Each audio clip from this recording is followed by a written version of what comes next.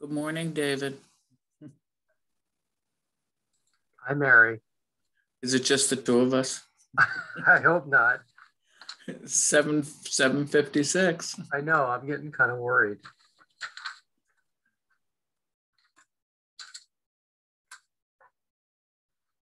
How are you doing? Fine. Been busy. Seems to be the case everywhere. I think it's busier downtown than it normally is this early. I was thought of that yesterday or the day when I was off island until Saturday, and coming back Saturday afternoon, just there seemed to be way too many or way more people than early June usually is. Yeah. It's amazing.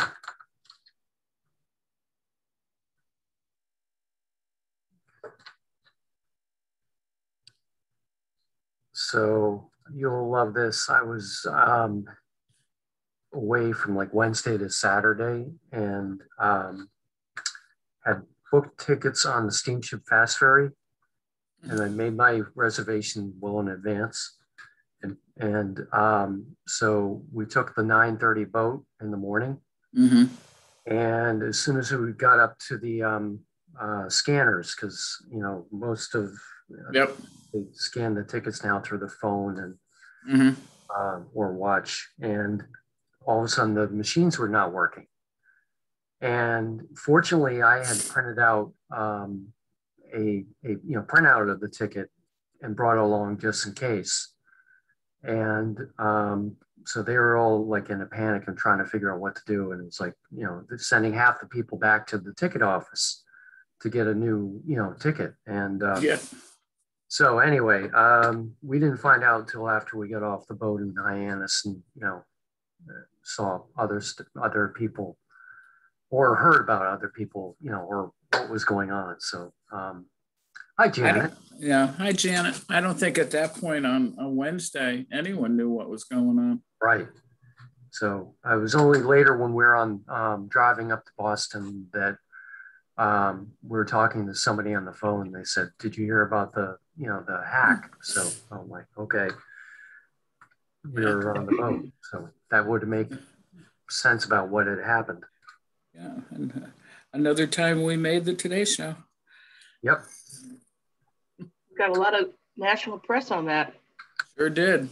I follow the ferries of steamship ferries of Martha's Vineyard in Nantucket Facebook page, and the guy was saying he had posted. Apparently, he said NBC News had tried to contact him because they thought he was the steamship authority. And he said, what are you going to do now? He said, "I'm going out for coffee." Yeah, I think Sean Driscoll, is the young steamship employee. Yeah. That does a lot of the social media postings and everything. And I think he did a great job, at least keeping people informed as to what was going on. And this is post number 1 of 4 and 2 of 4, and right. But it's still ongoing. So yeah, I ran into Rob Ranny yesterday, so he's he just is sort of beside himself, but there's nothing he can do at this point. No.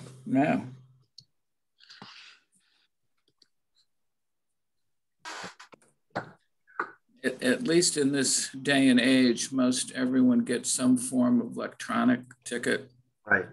So there is, something that, on your phone or whatever that a lot of people still, like you, do print them out. Janet and Josh, there is, we're going to have 4 people today. So the other 3, Sharon, Karen, and Thayer, are not able to make it. So Liz is the other one that should be coming on. Do we have a quorum now, or? No, we don't. Not until Liz arrives. And is Kimmel joining us shortly, or? He should be. Supposed to be.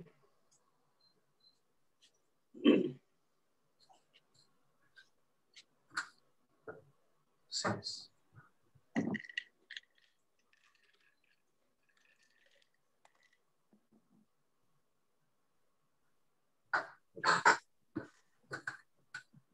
I'll give him a call if he's not here in a couple minutes.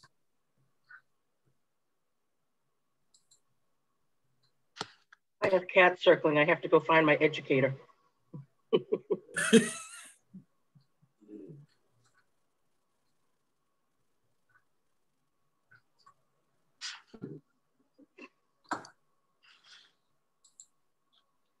keeps them from climbing in front of the screen. Oh, spoken like a true educator. Can anybody hear me? This is Peter Morrison. Hi, Peter. Hi, Peter. There's Okay. Kamal. I'm getting a message. It didn't look like I was launched, but I guess you can hear me. I don't know if you can see me, but I can't see anything. I'm just trying to I'm trying to log off and then reconnect so I can start all over. So I'm going to cut out, and if I try to knock on the door again, let me in, okay? Okay. Thank you for joining us, Kamal. Pleasure to be here. We're waiting on one more committee member, so we have a quorum. I'll text her.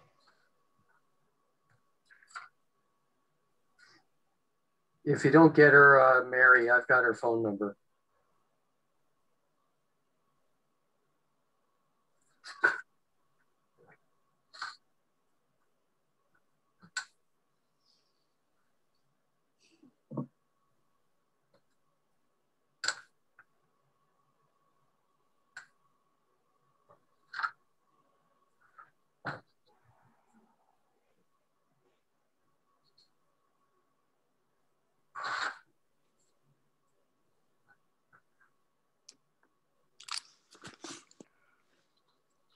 All right, I'll give her a call, see what's going on.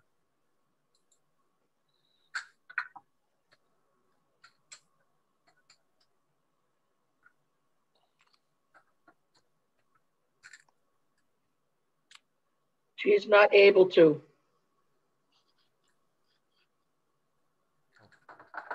It's not able to? Nope, so we don't have a quorum. Okay. But we can still have a conversation with Kamal. Yeah. So we just skip all the formalities?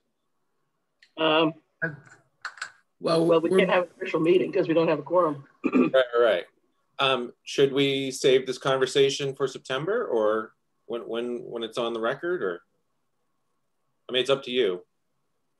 Oh, we could have him come back too. Yeah.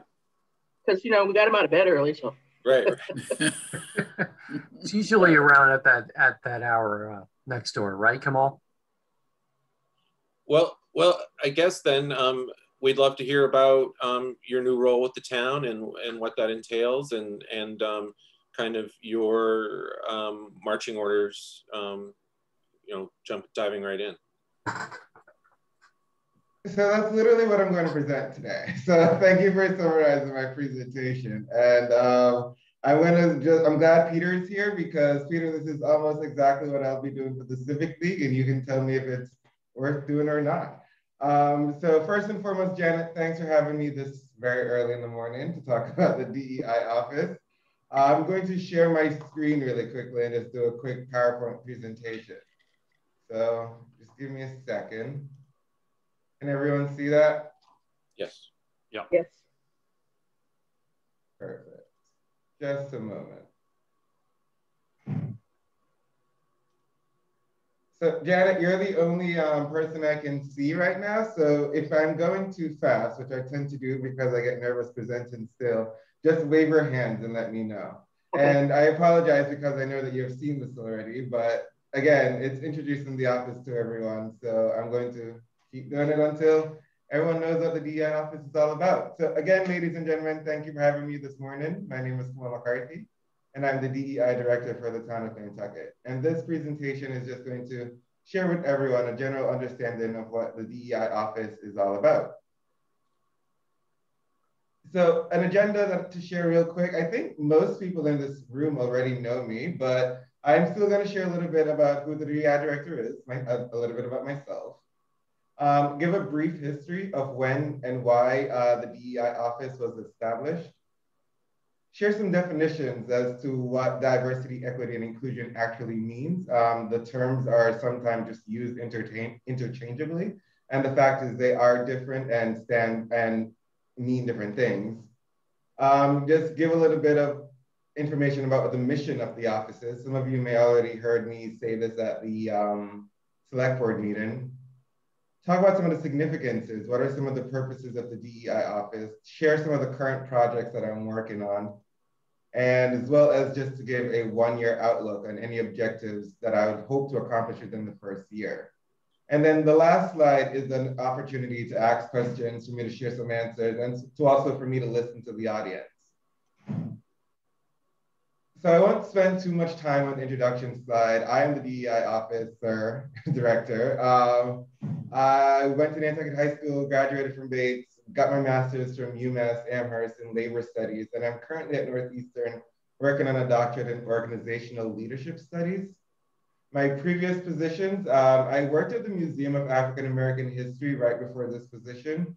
Before being at the African Meeting House, I was at the Athenaeum. I did a very short stint as a resident director at LCC International University in Lithuania. And before that, I was at the CPC, the Community Preservation Committee. Currently, I am on the board of the Nantucket Arts Council. I was on the board for the Nantucket Community Music Center, and I'm a member of the advisory committee, I believe, or council. I'm a member of the advisory committee for the Community Foundation of Nantucket. Some of my personal hobbies are walking. I'm actually reading a lot of reports right now. The current one that's on my desk is Closing the Racial Gap in the United States of Massachusetts, was sort of prepared by the Massachusetts Taxpayers Foundation.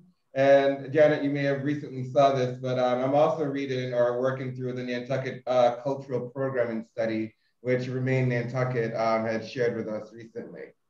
And I like to watch TV. So moving on, just a brief history of when and why was the DEI office established. So it's important to know that DEI offices and positions are fairly new overall. Some organizations or universities have established this position many years ago, but in a general context, it's been fairly new in the US, Massachusetts, at businesses and at universities. Northeastern recently established a DEI office, and if I'm not mistaken, Provincetown as well as Falmouth are the two towns on the Cape that recently created a DEI director position. Nantucket posted its DEI director position in July of 2020, and there is a timeline on the town website that just shares information about how that position came about. And I think it's important to know about some recent and historical controversies that contributed to why this position was made, even though they're not the only reasons. So the vandalism of the African Meeting House in March 2018 was the primary impetus for this position being created. Nevertheless, it's also important to note that there were complaints against the Nantucket Police Department regarding excessive force back in August of 2007, sorry. And while I was working at the African Meeting House, a member of our community came to me and they said, oh, I remember menstrual shows being done in Nantucket. And I was really taken back by that. But then as a very, I guess, new researcher, I went to go look at that information and found in Francis Cartoonen's book, The Other Islanders, that menstrual shows actually remained in favor on the island right up until the days of the civil rights struggles in the 1960s. So as I mentioned earlier, the terms diversity, equity, and inclusion are sometimes used interchangeably. So I thought it was important in this presentation that I created to actually give some definitions as to what do the terms diversity, equity, and inclusion actually mean.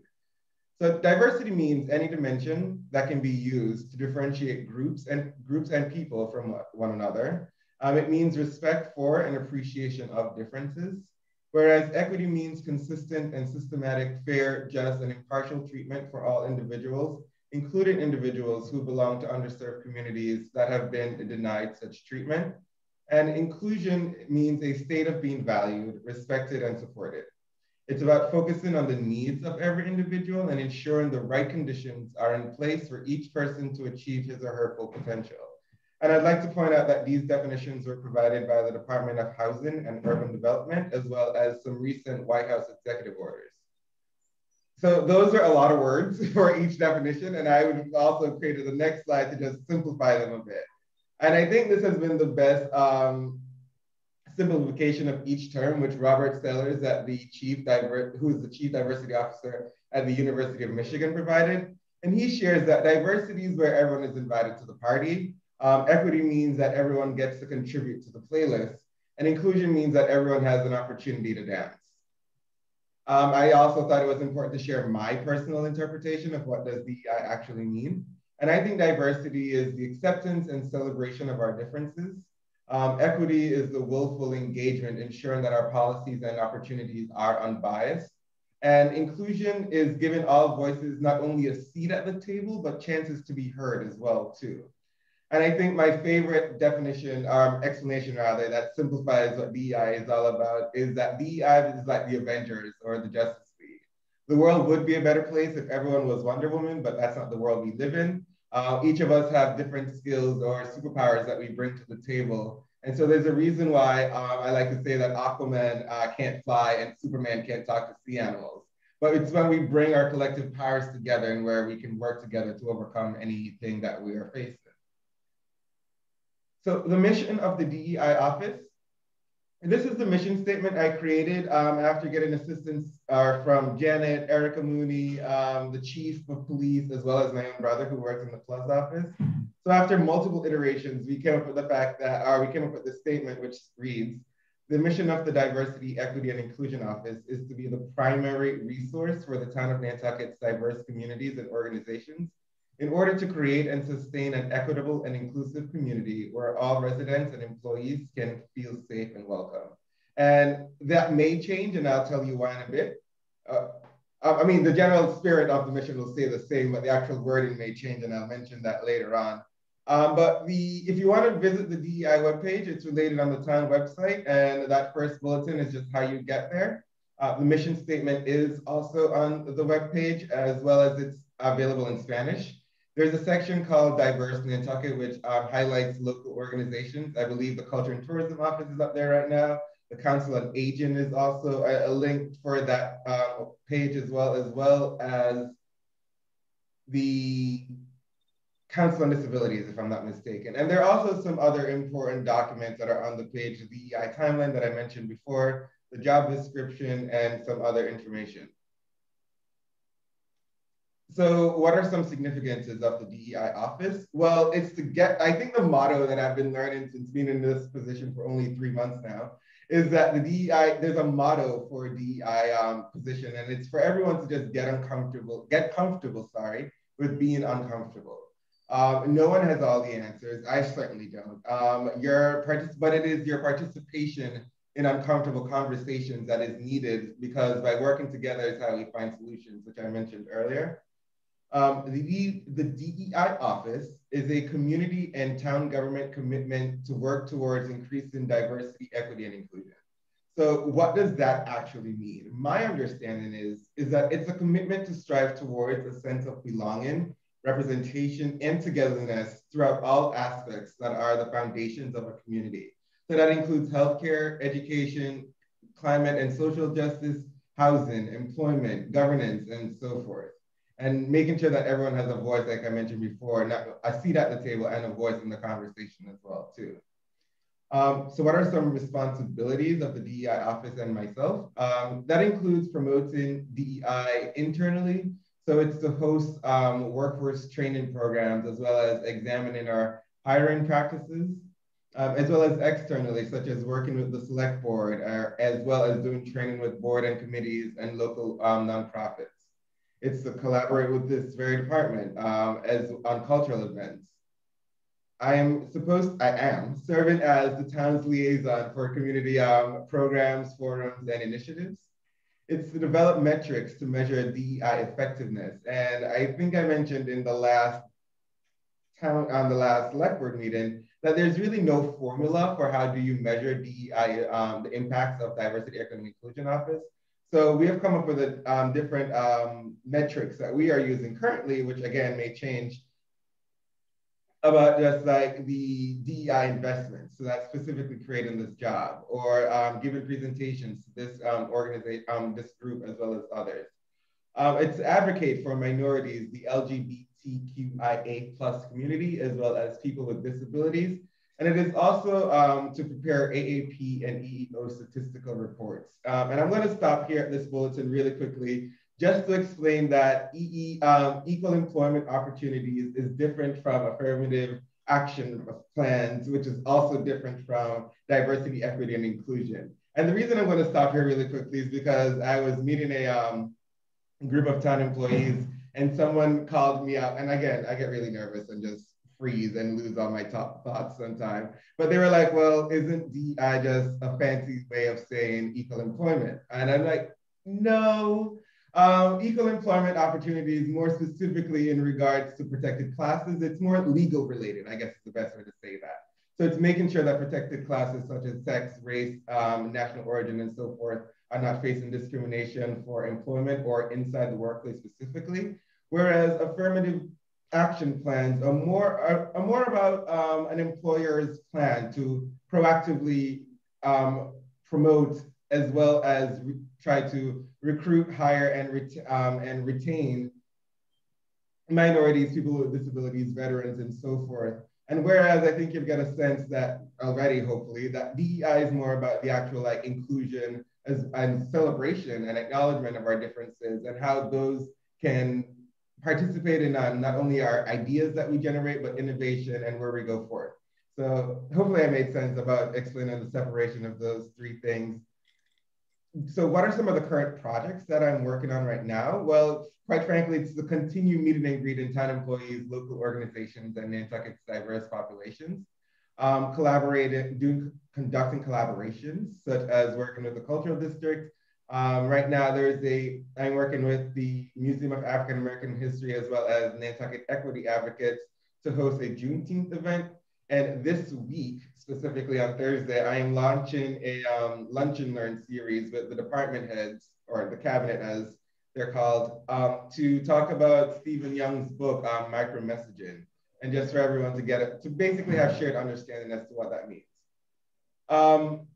I'm also providing a DEI lens on multiple issues or topics. So when I just started, one of the first things that landed in my lap was to provide a DEI lens on police reform legislation, Massachusetts police reform legislation that recently passed. And clearly I'm not a lawyer, but it's to understand that things, for example, such as, I guess, what was it? Facial recognition, I remember, being one of the things that came up in the legislation.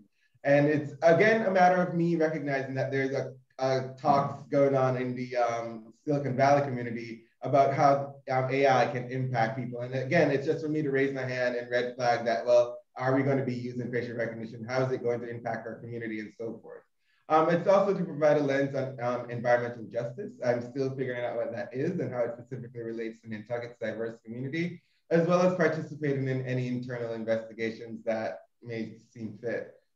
I'm also continuing a lot of research and development. So again, it's looking out for organizations that focus on DEI. I've listed at least 25 to 30 books that are DEI focused in some way, shape, or form. And I've attended a lot of different webinars so far that are DEI focused. And then I believe this is my last slide, or my second to last slide. So some of the objectives that I hope to accomplish in the first year, this is my main one, it's to conduct a listening tour. So right now I'm doing a lot of talking clearly as to what the DEI office, I think it's all about and what I hope to do, but that may be completely different from what the community wants me to do. And that's why I'm doing, hoping to start a listening tour to just hear from the community at large, to get their understanding on and experiences with DEI, as well as to gauge what their expectations are for this office. It is also participation in the Diversity, Equity, and Inclusion Strategic Plan. And this is where I'll stop again really quickly, because I mentioned before that the DEI office mission statement may change. And that is because whoever the winning bidder is of the RFP, they might come in while we're working on the long-term plan for this office and probably, I guess, massage the current mission of the office and do some word changes or so forth. The very short-term plans may also change as well too. Maybe we'll realize that a listening tour is not really that necessary, and it's probably more important to launch the diversity advisory board, which is something the select board had promised to do for the community. I'd like to kickstart DEI conversations, and that is more specifically talking one-on-one with different individuals. So you can imagine one topic being my journey to Nantucket, just getting an understanding of how people came to call this island home. And primarily, it's for me to get more comfortable and grow in the DEI director position. I think that I've been speaking fast and I've been told to slow down, but it's also like, I really want to get through this. So this is the last slide for sure. And so these are some of my questions for the audience. So for this group right now, it is more along the lines of for me to stop talking, but to hear your opinions on, do you think diversity, equity, and inclusion are important? What are some of your expectations of this office and of myself? How has your organization incorporated DEI in your operations? Do you have any suggestions as to how to conduct diverse and inclusive outreach? And how would you personally measure the success of a DEI officer or an office? Not everyone needs to or may feel comfortable sharing or answering those questions right now. So that's my contact information. And if you ever wanted to talk to me one-on-one. And with that, Janet, thanks again for having me. And that concludes my presentation. Thank you, Kamal. Thank you. Thank you.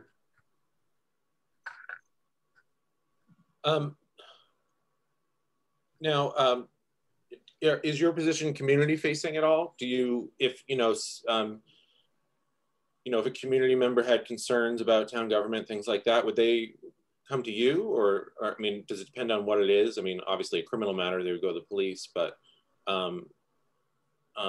so is it public facing at all, or is it kind of internal for the town? So it's both. Yes, if there's a criminal matter, you go to the police. But if there is something specifically related to DEI that I can assist with, then for sure it is community facing as well too, where I'm a resource for, again, any group that really thinks that a diversity, equity, and inclusion officer should have an opinion. For example, recently a complaint about inequity at the Novadear Fields came to across my desk, as I like to call it. And after just conversation back and forth with the two individuals at least that brought it to my attention, and working with the Nantucket Community School, we realized that it was more along the lines of addressing the policy of the Novadear Fields, and it was kind of passed over to the community school to settle the situation. But again, by reaching out to me, we went back and forth for me to get more information about what the situation was all about. And then by bringing in Blair specifically at the community school, I think we were able to settle the matter. And it was more of a understanding the policy aspect. Whereas more recently, an internal investigation occurred where it was, again, a racist comment was made in the workplace, myself and the HR director investigating the process. Mm-hmm. Okay, great. So just to answer that first question, I agree, it's very important. I'm the director of programming at the Dreamland, and I'd love to talk to you offline. We are, I believe, I have a meeting later this morning with the African Meeting House, and we are planning a Juneteenth screening of their new film. The director's name is Leon. I can't remember his last name, but we hope to present that on the 19th, and I would love to talk to you about that afterwards. Sure. Anyone else? I would think it would be really difficult to have quantitative measures of success for the DEI office. I think you're going to have to really find ways to do it qualitatively. Yeah, that's a good point. Yeah, I agree with Janet on that. It's hard to put numbers on something like that's as important like this. I just have a personal question, and you may not want to answer this, but I know you went through high school here, and I don't know if your experiences growing up on Nantucket sort of framed why you would go into this career, because obviously I think Nantucket's very lucky to have you. I think this is something that's extremely important. So I'm just curious. Thank you for that question. And quite frankly, that was one of my main reasons for applying for this position. I think that growing up here, at least, allows me to bring a local perspective into the DEI office, whereas it would be much different if it were just an outsider who doesn't necessarily know much about the island's just way of, or lifestyle really. So yes, it definitely impacted why I applied and how I'm actually operated in the job. Well, as I said, we're lucky to have you because you do have that at a young age historical perspective on what it's like to, be a youth growing up here and, living here year round.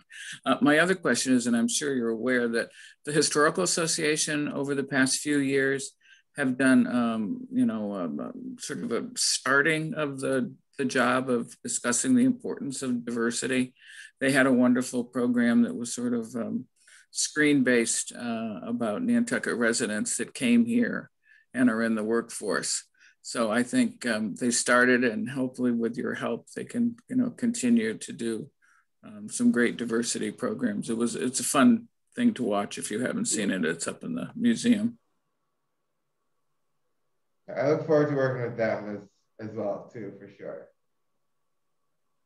Kamal joined the Cultural District Work Group, and we've had some great conversations in that small task force about how to incorporate more expressions of the diversity of our culture through the Cultural District programming, or through cultural organizations in the district, bring more of that expression forward.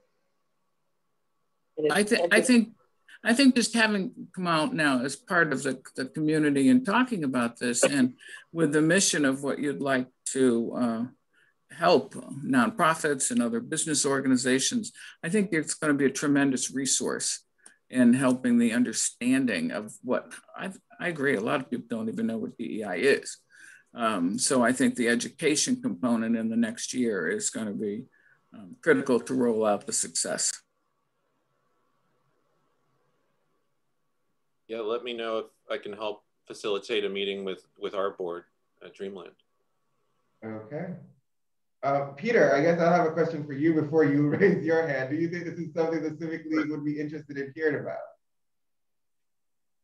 Absolutely. I have a whole bunch of comments written down here. And the first and most important is that I applaud the combination of analytic power and really the clarity of your presentation. I didn't know you had this hidden away on your hard drive. And my first and most emphatic suggestion is, I think, your presentation or a various stripped down versions of it are really the way to implement the potential of the position that you now have. We don't want you to be thought of as someone who's tucked away in the bureaucracy who handles the problem of diversity, equity, and inclusion. The way I see it, and I should preface this by saying that Kamal and we at the Civic League have been working together. Kamal basically, just making some contributions insofar as he can to what we're trying to do to promote inclusion. I think in a sense, you're the keeper of the family jewels for a small community, which is that we are a very extraordinary, small, quote, rural American community, in the sense that what we have is extreme diversity based on country of origin that happens to align with the standard stereotypical definitions by race, color, ethnicity. And we also have a heritage of equity, of equity and inclusion, which will tend to fade away unless there is someone who keeps it alive. And by reinforcing the notion that this is a community that's small enough to be able to have a set of norms that govern acceptable behavior, which is really what's made us what we are as a unique community, and keeping alive the idea that we value certain fundamental principles. And I think in this presentation, you've articulated them more clearly than I've ever seen, and that I think I ever could have. But we certainly at the Civic League could build on your presentation as a statement And also, I think the way you've explained it is remarkably inviting for people who see it and say, you know, this isn't a bunch of gobbledygook. It's just plain old fashioned. This is the way we think about our community. And what we need is for that set of principles to extend outward into the various communities, country communities of origin, so that most people believe it and believe it can be more or less true and will value it.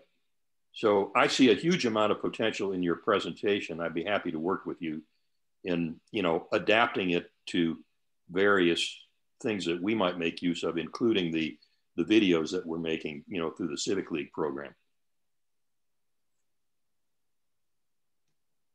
Thank you for that. And the only thing I'll just, I guess, add, Peter, really quickly, is that right now I'm working on a separate presentation. Well, two really. There's the listening tour aspect that's going on, where hopefully I will not be talking as much. But then there's also a presentation that I'm working on called Understanding Diversity, and it's specifically to look at that separate from equity and inclusion.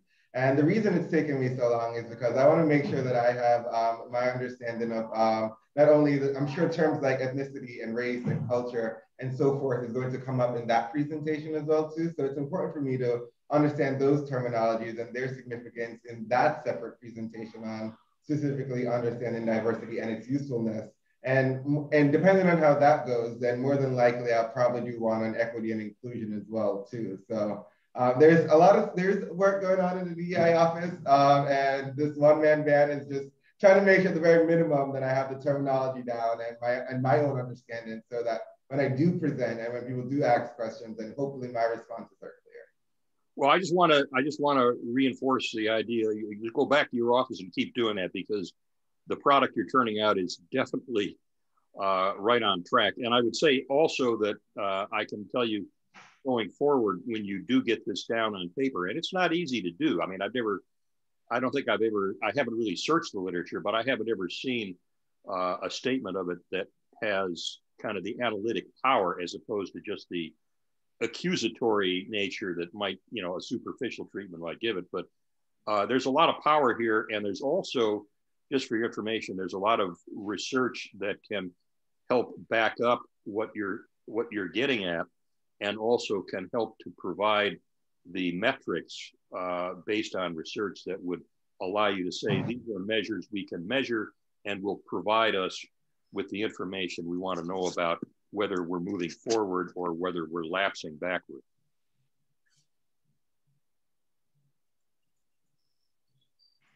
I look forward to working with you on the metrics aspect. Anyone else?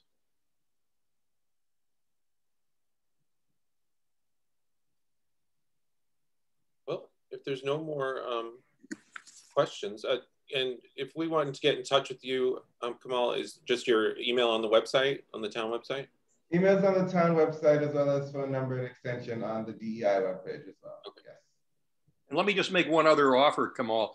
When you get to the point where you say, I'm looking for a way to quantify this, shoot me an email, and this is just a separate invitation. I'll show you what I know about Nantucket, where there is data that you could use that you may not be aware of.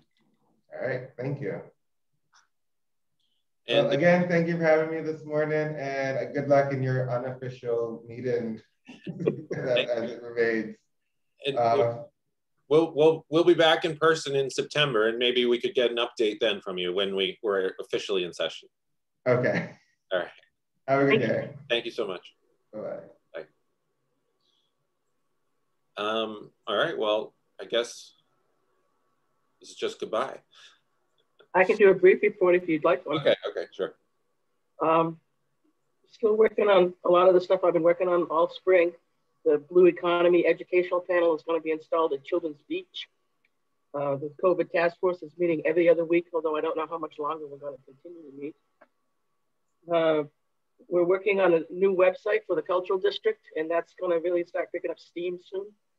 And I got to be in touch with the cultural organizations about how that's going to be of value to them. And we get redesignated this year as a cultural district, and so we're working on that report and analysis right now. started a conversation about art in public places policy, but that's getting into some sticky wickets, and I've got to figure out how to walk through that path because there are a couple of competing ideas that are going on. There is a new sculpture at the roundabout by John Evans. And if you haven't seen the Moby sculpture at Surfside, it's really fun and cool. And worth a ride out there to see that. And we're working on a rededication of the horse fountain, probably in September, when we'll rededicate it by pushing a button so you can see that water actually flows through the little fishies that are in there. So we're going to schedule it in a short period of time in which before the plants, when the summer plants come out and before the fall plants go in, so that we can have a display of the working fountain. And finally, last week, I got to attend the community service officer training and give them an orientation to the Office of Culture and Tourism and some aspects of the community. So it's sort of the typical pre-season stuff. And we're starting to see a real uptick in the number of visitors coming in. We had over 100 yesterday, which might be the biggest number we've had since 2019.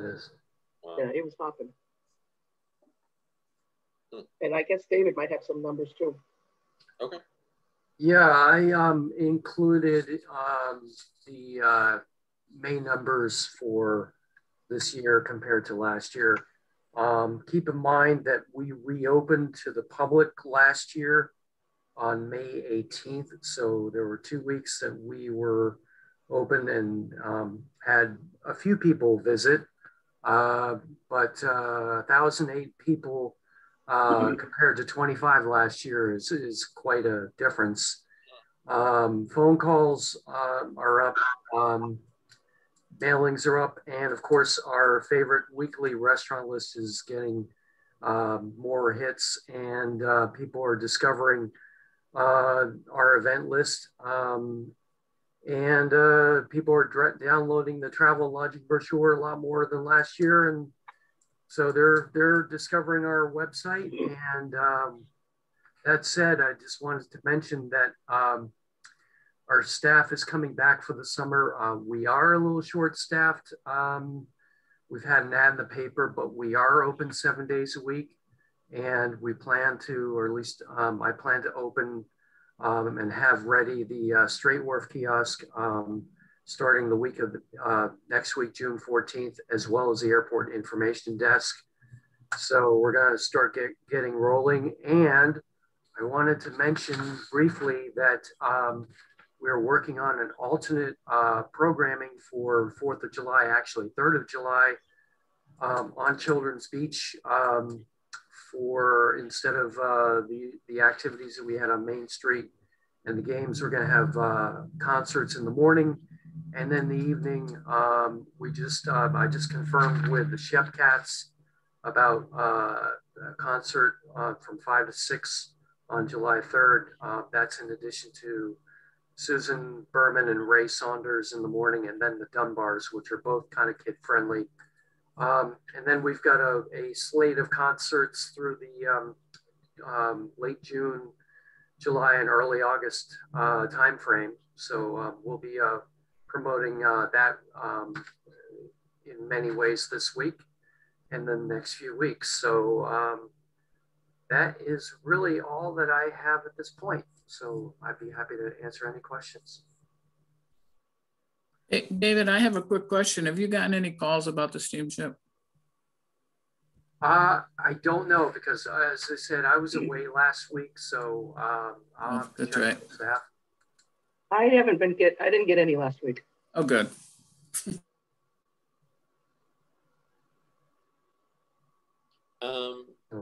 Peter? Actually, I have a question for David. And this kind of has to do with something we're trying to work out at the Civic League. Do we at Visitor Services have a viable connection with the real estate, industry group as a whole about, requesting, would you like to include something from us for people who are, making, reasonable long-term rentals here, going to be here for a couple of weeks or a month. And, these are the things that ought to be given to them just as a starter package to say, these are all the things that are going on. In general, no, because our focus is the Nantucket Lodging Association.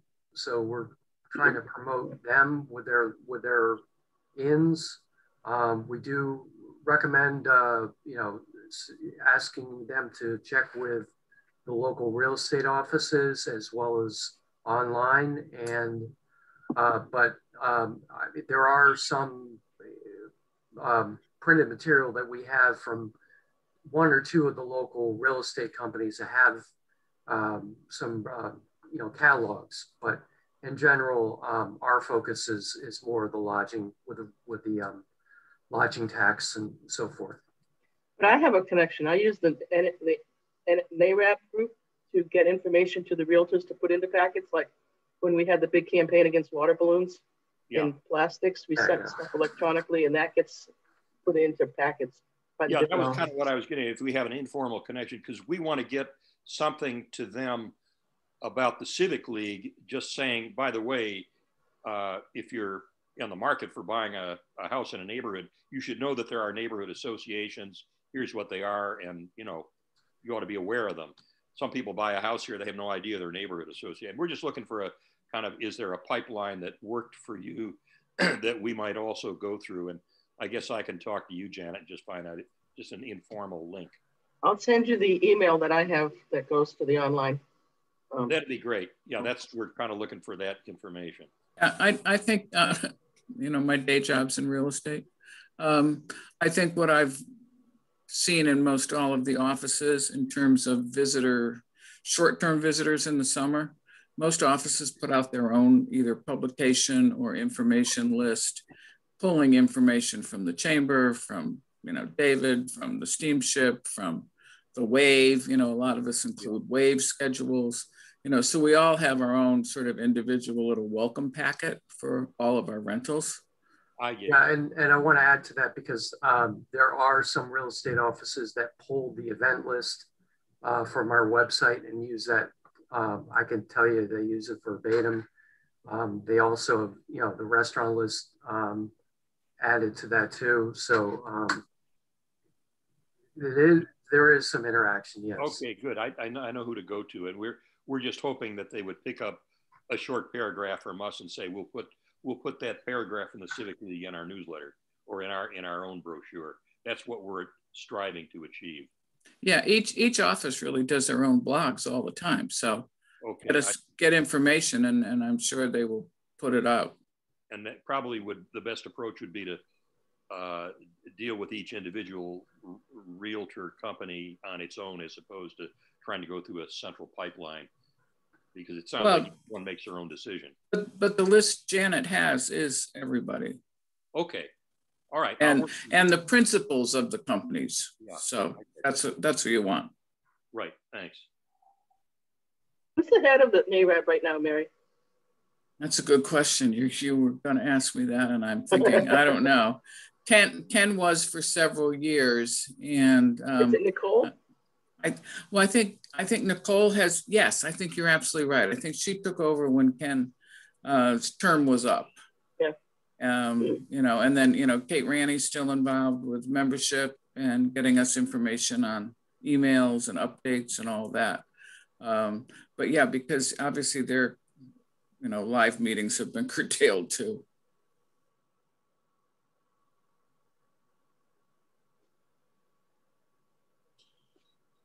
All right. If there's nothing else, I guess we can adjourn. We don't meet in July and August, but there are a couple candidates for the 2 vacancies. So I think we'll have some new membership come September. And I would hope, Janet, like you said, and Josh, that Kamal can come back at a future date. Yeah. I mean, especially when we, maybe September or October or something, because he's a wonderful resource, and we should be thankful we have him. Yeah, seems very thoughtful. That's the first time I met him. All right, yeah, I think we should plan on that, and it'll be a nice. We'll see the progress in the position itself. Like he said, that there's a lot to be learned about what the position is over the first year. So it'll be super interesting to hear you know, about it 3-4 months from now. Yeah, you might even have elements of a strategic plan done by then. Yeah, sure. All right, guys, I'm sure we'll see each other over the course of the summer around, but hopefully not on Zoom again.